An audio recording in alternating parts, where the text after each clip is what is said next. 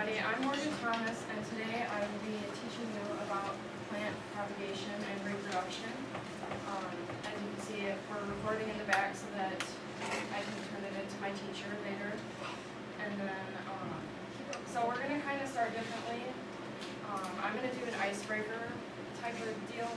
So it's kind of like 4 corners. So I'm going to be asking you guys a question, and then you guys are going to go to whichever corner you relate to most.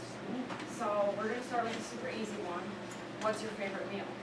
So if you go to this corner, your favorite meal is breakfast, lunch, dinner, and then if you prefer snacking over meals, go to this corner.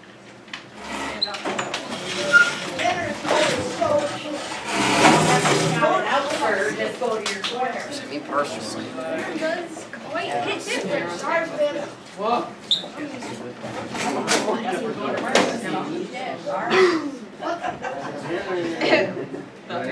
Do any of you want to share why you picked your meal? Hey! Oh, bless you. Bless you. Bless you. Why is lunch your favorite meal? Pick the best choices. Yes. All right. Does anyone over here? Does it feel like there's a lot of variety there? Get off. A lot of variety, like Thanksgiving or Christmas. All right. What about here? Why do you guys prefer snacking?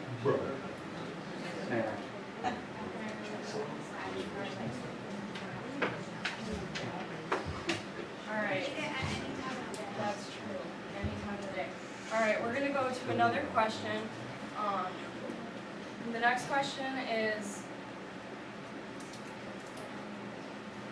what experience do you have with plants? Go to this corner if you have a lot of experience with plants. Go to this corner if you have a little bit of experience with plants. Go to this corner if you're interested in plants, but don't really have too much experience. And this corner if you don't like plants at all. Troy, you I really made my own article. Yeah. In the corner, that was on. That's gonna be so cool. High school. They have Exactly, first impressions. all right. What experience do you have?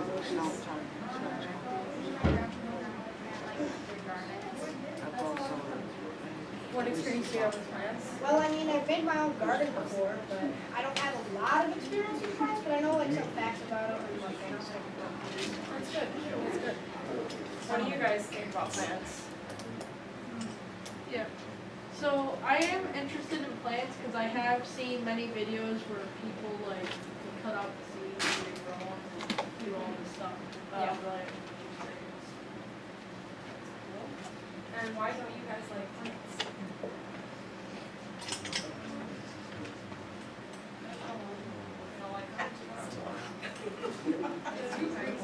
I like that fresh air. Well, I hope that today you might be a little bit more interested in them.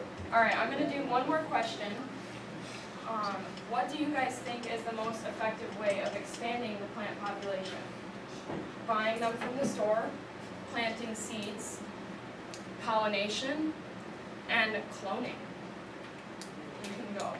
Did you say efficient? It's all Pollination. No.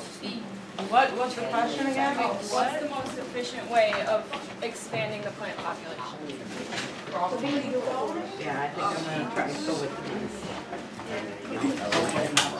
I don't even know what this one is. Not over here. Like, All right. Jasper, get away from the camera. Why do you guys think that this corner is the most efficient? It's like natural. Natural. What about you guys? No, I just came here. What did you say? I said that I think it's pollination because there is a lot of insects in the world, including bees. I think that's easily the fastest way to spread it. They're spreading plants the most. So it's a little more natural of a process.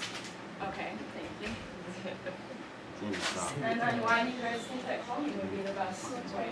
Assuming we can just put biomass in a machine and just make plants, that seems way more efficient. So we could just throw literally anything in there. So you think that a more mechanical process would be best? That's the answer to all. All right. I'm glad none of you said that shopping would be the best way. Yeah, that actually makes me happy that none of you went to shopping. Alright, you guys can all sit down. Okay, have a seat. That's a good activity, I like it. Yeah, bro, was that you?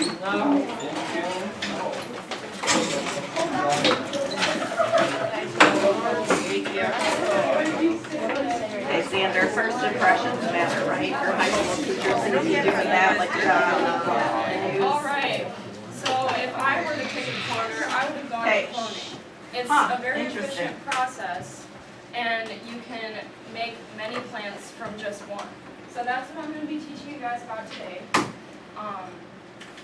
I will be teaching about plant reproduction, or more specifically, how to propagate plants using cuttings. So we will be walking you through the whole process from finding a good plant to start your cloning process with, taking cuttings of your plants, and then how to care for your cuttings after you take them. Before I begin, I want to tell you all what propagation is. Propagation is a method of natural reproduction that uses one parent plant. And in today's lesson, I will be taking cuttings and propagating this pothos plant over here.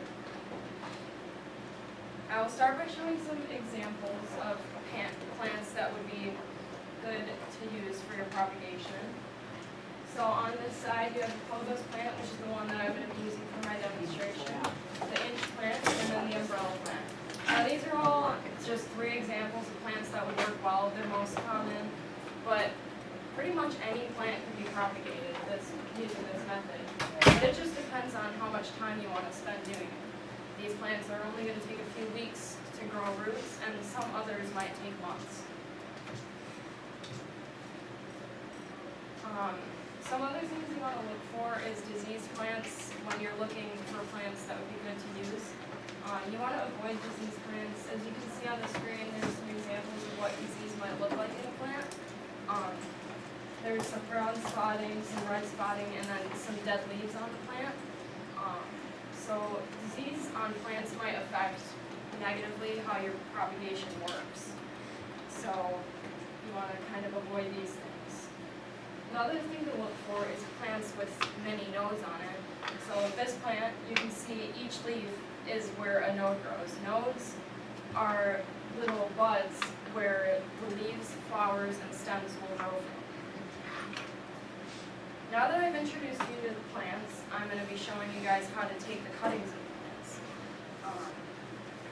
So to start, you have to select a stem to use. So you want one with this pothos plant here, you want one that's about 3 leaves, and then you're going to cut it at a 45-degree angle. Does anyone know why you cut it at a 45-degree angle, or have any guesses? What's your guess?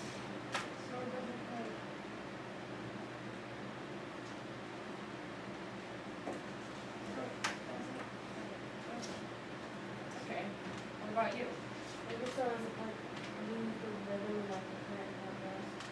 Yeah, so it doesn't lose how it grows. Probably make that the plenty or cutting will regrow faster. Also, do you put it immediately in the ground? So that's what I'm going to be getting into. I'll Like let you know. 45-degree angle would be way easier to push. That's true. 45-degree angle might be easier to push into the dirt. So when you're taking your cuttings, you cut at a 45-degree angle because it gives the stem more surface area to grow roots and absorb water. So instead of like a horizontal cut, it's just the diameter of what the stem is. At a 45-degree angle, you get a little bit more of a diameter for the roots to grow from. So after you've taken your cuttings, here I have a little cup of water. You don't have to use a beaker, but that's what I have. So there's a little bit of water in the bottom. You just put your cutting in there for about 2 to 3 weeks, and then you have to change the water every few days in order to keep bacteria from growing in the plant. It'll also, just like the disease, it'll negatively affect how your cuttings will grow. So, the very last thing that you guys have to know to do propagation on your own is what to do with your cuttings after they've grown roots. So here, I'll kind of walk around so you guys can see. I took this cutting a few weeks ago, and there's a root growing from it. So this is how your plant will look after a few weeks, and then you can start to plant it in the ground, or here I have a pot of soil. So what I'm going to do is put a little indent into the dirt, and then push the plant into the indent. And then you have to cover the whole root with the dirt. And the reason that you put an indent in it is so that you don't damage the root when you're trying to shove the plant in. So you have to kind of make a hole for it so that it can go in easy and not be damaged. So after you've done this, your plant is ready to be treated just like any other houseplant with sufficient light and good water. So that's the end of my presentation today. If you want to, I gave you a note card sheet, so you can write any questions or concerns that you have about my presentation today. And then I'll kind of ask around. If you have any questions, you can raise your hand.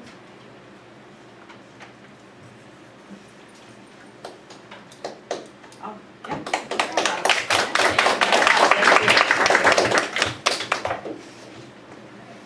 That was interesting. Did you guys know propagating and cloning are the same thing? Like, would you use those terms interchangeable?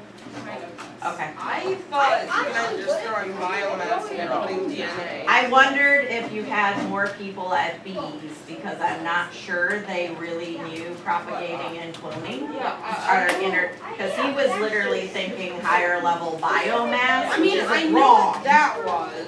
but I knew what propagating was. I heard about it from cactuses. where you yes, I plant propagate them. cactuses. Oh, I have I've tons seen and all tons. of your Yeah. That's what, I was wondering why there was a cactus up there.